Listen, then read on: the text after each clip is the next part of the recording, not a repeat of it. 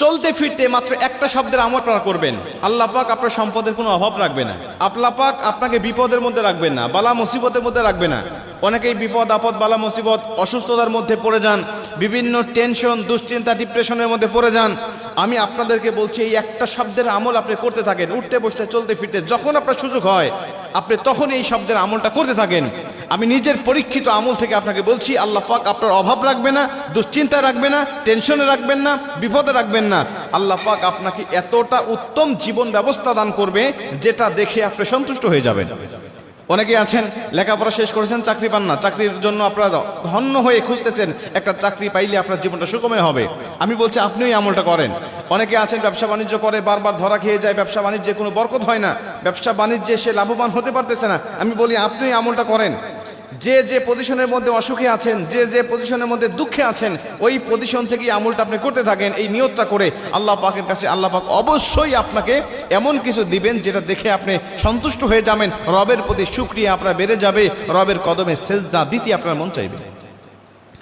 মুসলমান ভাইরা আমার নবীজি বলেন, মাল্লাদি মাল ইস্তিগফার, যে ব্যক্তি ইস্তিগফারের সাথে আঠার মতো লেগে থাকবে, সর্বসময় তার জবান দিয়ে ইস্তিগফার বের করতে থাকবে, শুধু আস্তাগফিরুল্লাহ আস্তাগফিরুল্লাহ যে ব্যক্তি পাঠ করতে থাকবে সর্বসময়, আমার আল্লাহ পাক তার রিজিকের মধ্যে বরকত দান করে দিবে।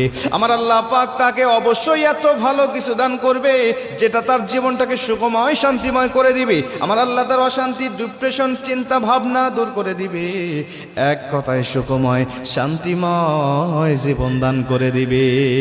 সুখময় শান্তিময় আল্লাহ পাক আপনাকে জীবন দান করে দিবে যদি আপনি ইস্তিগফারের আমল করতে পারেন। সর্বসময় আস্তাগফিরুল্লাহ আস্তাগফিরুল্লাহ আস্তাগফিরুল্লাহ আস্তাগফিরুল্লাহ রাব্বি মিন কুল্লি যামবি ওয়া আতুবু ইলাইহি লা হাওলা ওয়ালা কুওয়াতা ইল্লা বিল্লাহিল আলিয়্যিল আযীম। পুরাটা যদি আপনি নাও পড়তে পারেন, শুধু আস্তাগফিরুল্লাহ পড়তে পারলেও আপনার অনেক ফজিলত হবে। নবীজি বলছেন কমপক্ষে 5টা ফজিলত আস্তাগফিরুল্লাহ শুধু ইস্তিগফার আস্তাগফিরুল্লাহ আস্তাগফিরুল্লাহ পড়ার কারণে তার আল্লাহ পাক সঙ্গে সঙ্গে দান করে দেয়। 1 নম্বরে তাকে আল্লাহ পাক রিজিকের অভাব দূর করে দেয়। 2 নম্বরে আল্লাহ পাক তাকে মুস্তাজাবুদ দাওয়া বানিয়ে দেয়। ওই আস্তাগফিরুল্লাহ পড়নেওয়ালা ব্যক্তি যদি আল্লাহ পাকের কাছে হাত তুলে দোয়া করে, আল্লাহ পাক তার খালি হাত ফেরত দেয় না, আল্লাহ পাক তার দোয়াটাকে কবুল করে নেয়। ওই যে ইমাম আহমদ ইবনে হাম্বলের ঘটনা থেকে আমরা জানি, রুটি বিক্রেতাওয়ালা যুবককে ইমাম আহমদ ইবনে হাম্বল জিজ্ঞাসা করতেছেন, তুমি সব সময় কেন ইস্তিগফার পাঠ করো, সব সময় কেন আস্তাগফিরুল্লাহ পাঠ করো, বলো এর জন্য তুমি কি পেয়েছো? উনি বলছেন, হুজুর আমি ইস্তিগফার পাঠ করার কারণে আমার আল্লাহ পাক আমাকে মুস্তাজাবুদ দাওয়া বানিয়ে দিয়েছে। আমি হাত তুলতে দেরি হয়, আমার আল্লাহ আমার হাত কবুল করতে দেরি করে না। সকালবেলায় আমার বাসার সামনে ভিড় জমে যায়, সকালে আমার কাছ থেকে দোয়া নেওয়ার জন্য সবাই আমার কাছে আসে, বলতে থাকে একটু দোয়া করো আমার জন্য, আমার ওই অমুক বিষয়ের জন্য একটু দোয়া করো। আমি তাদের জন্য দোয়া করি আর আল্লাহ পাক আমার দোয়াটাকে কবুল করে নেয়। মুসলমান ভাইরা আমার, আহমদ ইবনে হাম্বল জিজ্ঞাসা করলেন, বাবা তুমি বলো, বাবা তুমি বলো এমন কোন দোয়া আছে কিনা যেই দোয়াটা এখনো পর্যন্ত তোমার কবুল হয় নাই? আহমদ ইবনে হাম্বলের কথায় যুবকটি ডাক দেয়া বলে, হুজুর আমি একটা দোয়া করেছি, এই দোয়াটা এখনো পর্যন্ত কবুল হয় নাই, তবে আমার আশা আছে আমার আল্লাহ অল্প সময়ের ভিতরে আমার সেই দোয়াটা কবুল করবে। আহমদ ইবনে হাম্বল ডাক দেয়া বললেন, বাবা বলো সেই দোয়াটা কোনটা যেটা তোমার কবুল হয় নাই?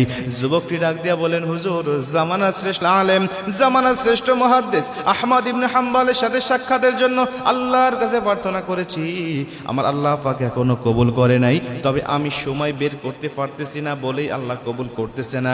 আমি যদি একটুখানি সময় বের করতে পারি হয়তো আল্লাহ পাক আমার দোয়াটাকে কবুল করে নিবেন। হুজুর অচিরেই আমি তার সাথে সাক্ষাতের জন্য রওনা হয়ে যাব। আহমদ ইবনে হাম্বল ডাক দিয়া বলে, বাবা সত্যি আমার আল্লাহ তোমাকে মুস্তাজাবুদ দাওয়া বানিয়ে দিয়েছে, আমার আল্লাহ পাক এতটাই তোমার দোয়া কবুল করেছে, আহমদ ইবনে হাম্বলের কাছে যাওয়ার প্রয়োজন নাই, আহমদ ইবনে হাম্বলকে তোমার কাছেই পৌঁছে দিয়েছে, আহমদ ইবনে হাম্বলকেই তোমার কাছে পৌঁছে দিয়েছে। এর জন্য যারা ইস্তিগফার পাঠ করে আল্লাহ পাক তাকে অগণিত ফজিলত অগণিত নিয়ামত তাদেরকে দান করে যেগুলো সে নিজের চোখে দেখতে পারে।